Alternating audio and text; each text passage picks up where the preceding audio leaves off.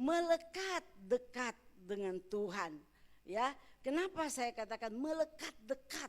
Ya, karena kalau kita hanya melekat, cuma dekat, bisa dipisahkan. Tapi kalau kita melekat dekat, menunggal seperti tangan saya ini, kalau kita seperti ini nggak bisa dipisahkan, benar? Tapi kalau cuma dekat kan seperti ini, saya dekat, ini dekat namanya, benar nggak? Dekat, tapi masih bisa pisah kan kalau saya bergeser. Yang Tuhan mau melekat dekat, menunggal dengan Dia. Mari kita baca dalam Mazmur 91 ayat 14 sampai yang ke-16. Ini Mazmur ini setiap Jumat kita deklarasi, ya, supaya kita lebih lagi sungguh-sungguh waktu kita mendeklarasikan firman Tuhan ini. Kita baca, oke? Udah dapat? Saya ayat genap, Bapak Ibu ayat ganjil, oke? Siap? Oke, ayat genap. Sungguh hatinya melekat kepadaku, maka aku akan meluputkannya. Aku akan membentenginya sebab ia mengenal namaku.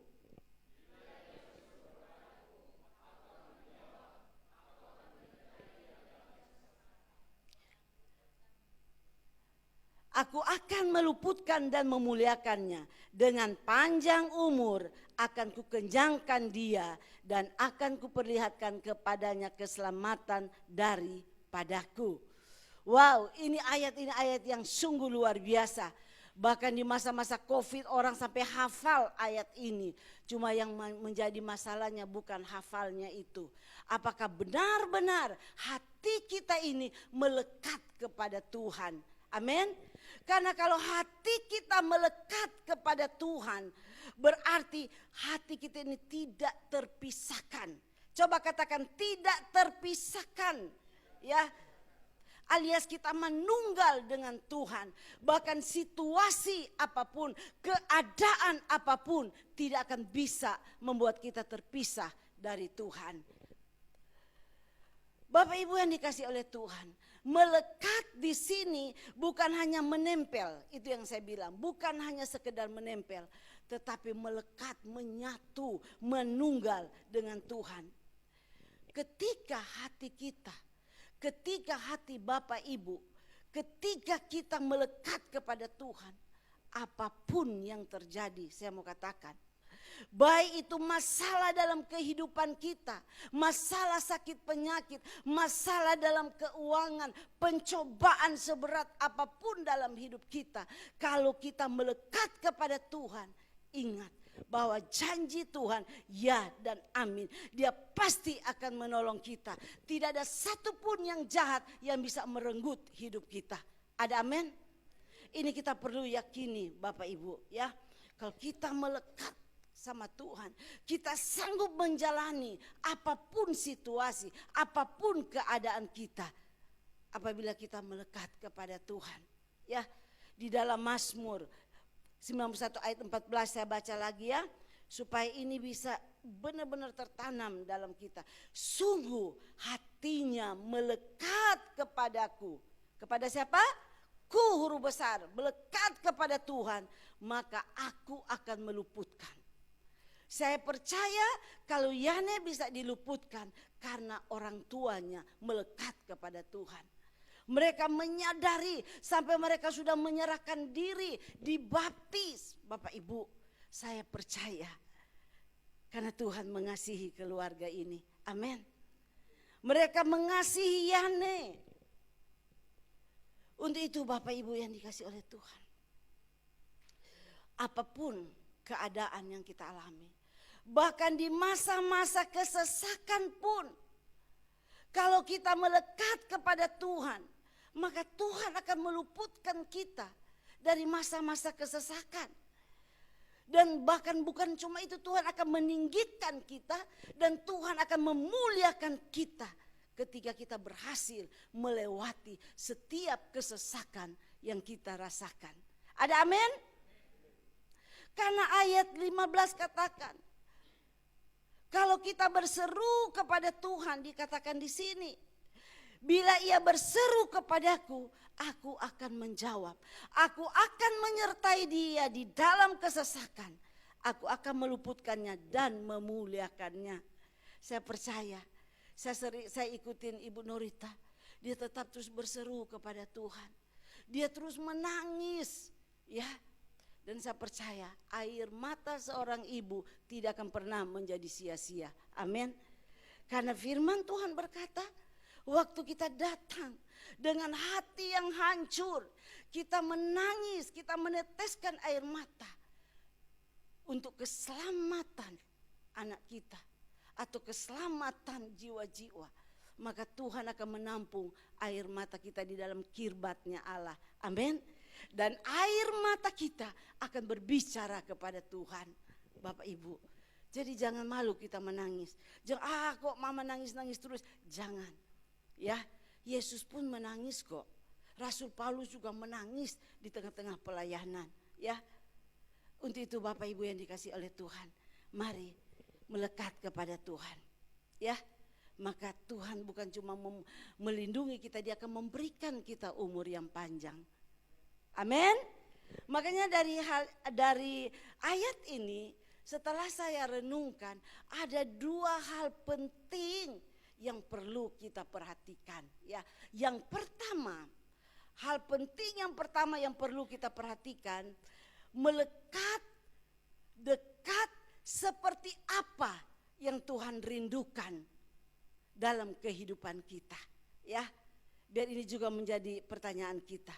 Mazmur 119 ayat 97 katakan, betapa ku cintai Tauratmu, aku merenungkannya sepanjang hari. Ternyata dia seorang Raja Daud, dia katakan betapa dia mencintai Taurat Tuhan. Bagaimana dengan saya dan saudara? Apakah kita mencintai Taurat Tuhan, mencintai firman Tuhan?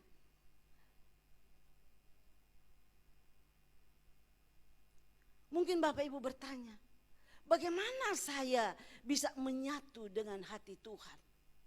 Apakah bisa? Saya katakan pagi hari ini, pasti bisa. Katakan pasti bisa. Kita bisa menyatu dengan hati Tuhan. Bagaimana caranya? Caranya gampang. Mari siapkan waktu-waktu kita. Biarpun sesibuk apapun, mari siapkan waktu dengan Tuhan. Siapkan waktu dengan Tuhan untuk kita saat teduh.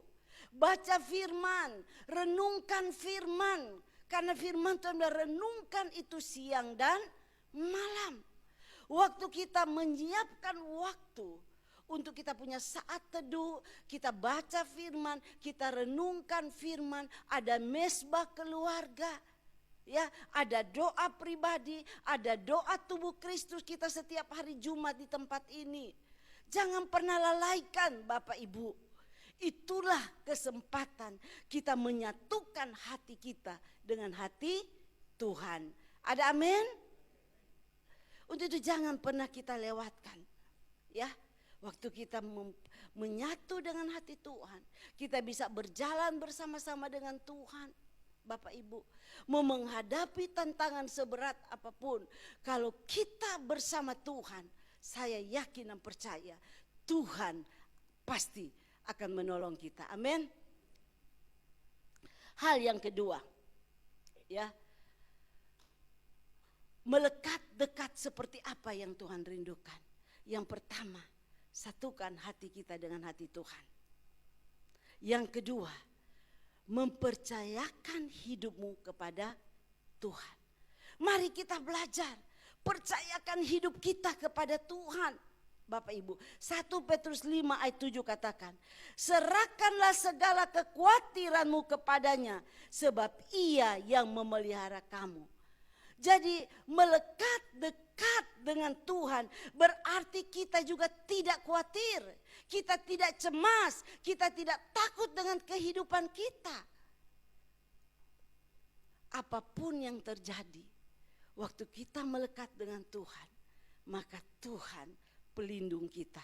Amin.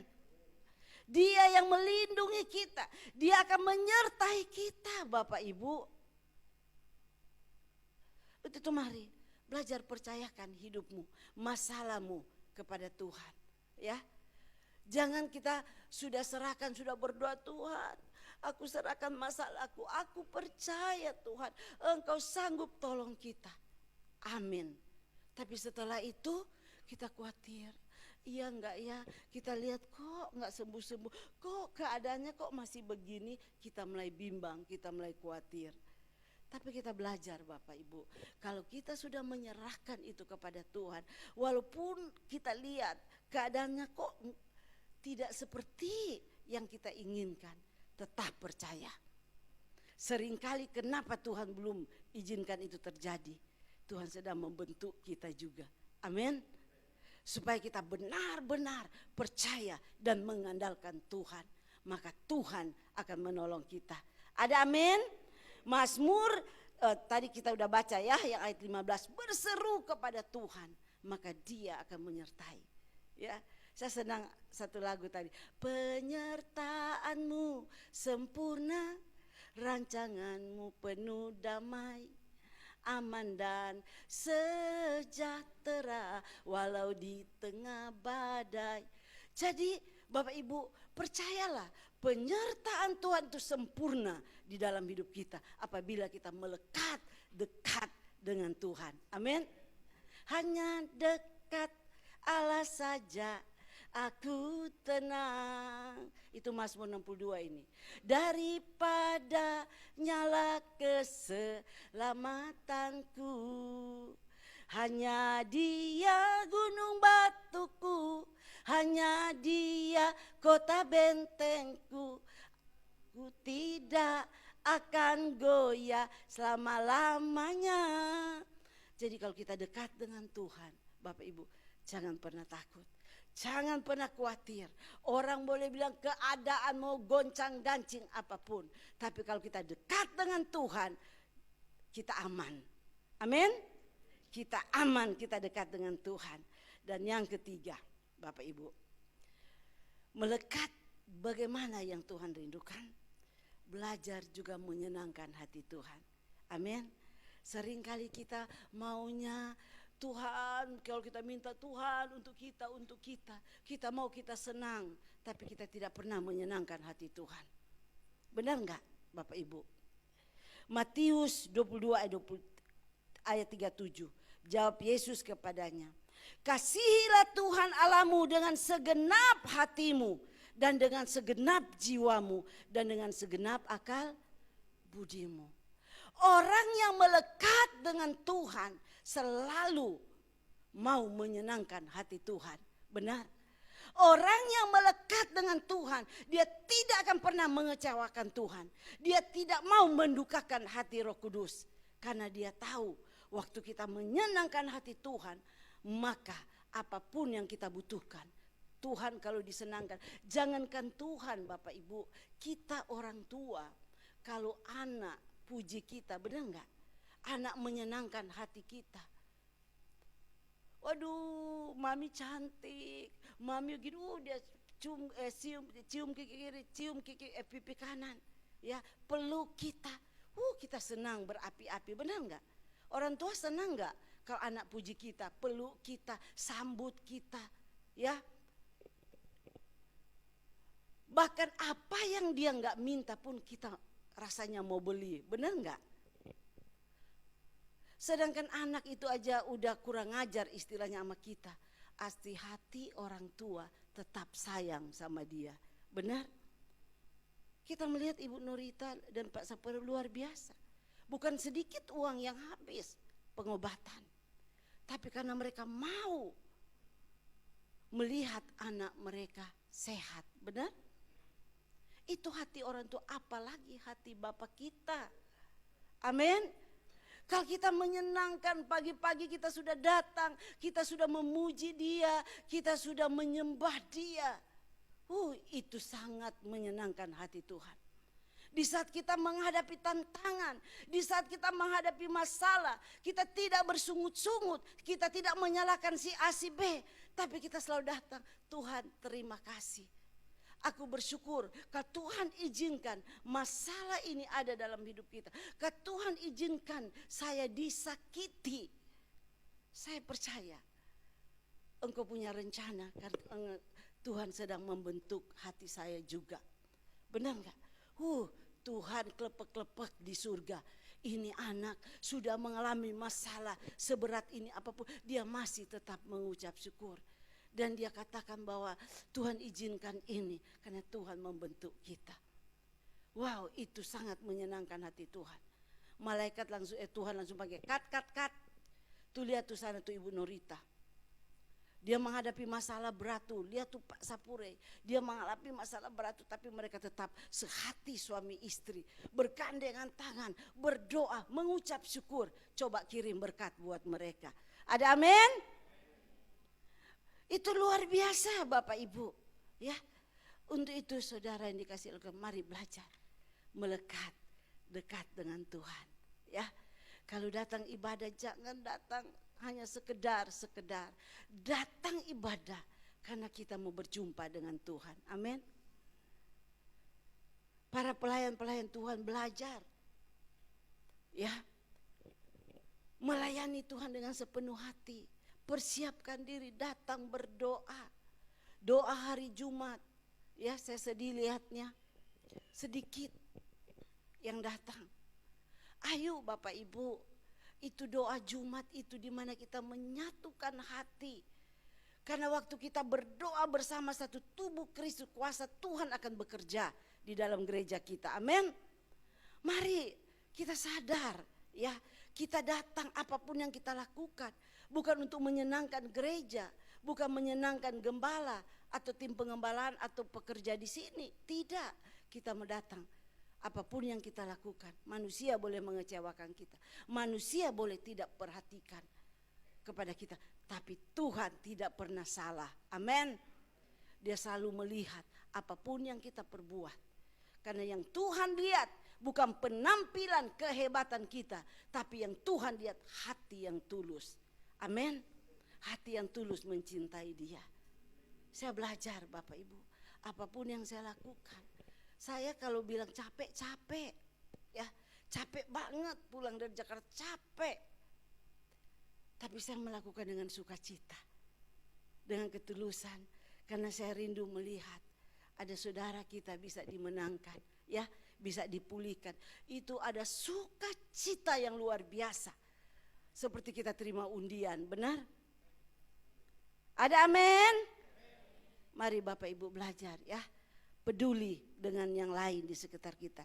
Dan poin yang kedua ya, untuk kita perlu perhatikan, yang pertama melekat dekat yang bagaimana yang Tuhan mau. Dan yang kedua ada 3 janji Tuhan kalau kita melekat dekat dengan Tuhan. Perhatikan, yang pertama ada perlindungan Tuhan bagi kita. Waktu kita dekat melekat dengan Tuhan ada perlindungan. Coba perhatikan di sini. Sungguh hatinya melekat kepadaku, maka aku akan meluputkannya. Aku akan membentenginya sebab ia mengenal namaku. Jadi waktu kita lekat dengan Tuhan, Bapak Ibu, Tuhan membentengi kita loh. Mungkin ada musibah-musibah apa yang boleh terjadi, tapi itu tidak akan tertimpa karena Tuhan membentengi kita di saat kita melekat dekat dengan Tuhan. Amin. Ingat, di sekeliling kita banyak musuh. Benar? Musuh yang tidak terlihat, ya. Dan musuh itu selalu mencari kesempatan untuk bisa menyerang orang percaya. Apalagi kalau kita sudah komitmen mau lekat dengan Tuhan. Mau sungguh-sungguh rajin beribadah, rajin berdoa, rajin ikut family cell. Segala macam cara iblis akan menyerang kita. Buat kita malas, buat kita sibuk, buat kita tidak ada waktu dan lain sebagainya. Kadang-kadang coba, saudara, kalau kita mau ibadah tiba-tiba sakit kepala, tiba-tiba perut mules. Bapak Ibu, ingat itu serangan iblis. Ya, kalau kita merasakan seperti itu, tidak. Pokoknya hari ini aku akan pergi. Coba waktu kita melangkah, sakit hilang. Masalah teratasi, amin. Jadi untuk melindungi diri dari serangan musuh perlu perlindungan Tuhan. dalam hidup kita. Ya, kita perlu perlindungan Tuhan. Untuk itu Bapak Ibu, lekat dengan Tuhan, ya. Karena hanya dekat dengan Allah saja kita bisa merasa aman, kita bisa merasa tenang. Amin. Dan poin yang kedua, ya, janji Tuhan yang kedua, kalau kita melekat dengan Tuhan, kita akan disertai oleh Tuhan, ya.